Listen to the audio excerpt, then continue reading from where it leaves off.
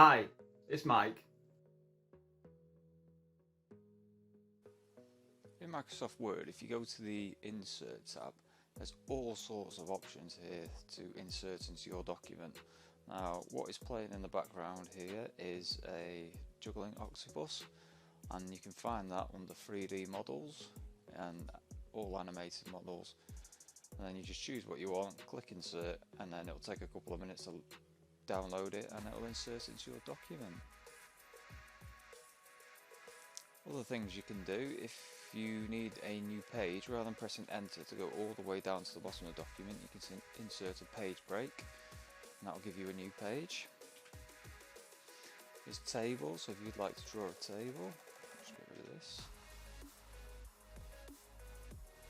And as you move across the squares, it inserts more squares, or you can draw your own. There's all sorts of shapes here that you can use, as well as icons. You can insert screenshots of any open windows that you've got. So here's an Excel document that I've got open, and that's just inserted a screenshot of it straight away without having to use the snipping tool.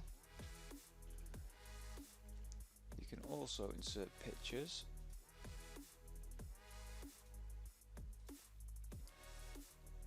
And then there's different effects that you can have on the picture. If you hover over them, at the top it will show you what they are, then you just select them, and there's also more, there's borders and several presets for you to choose from. And then also picture layouts. There's plenty to choose from and have a play with. You can also do effects.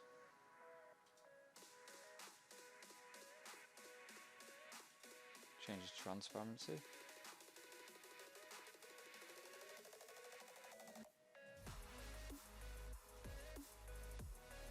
Just edit the image as needed.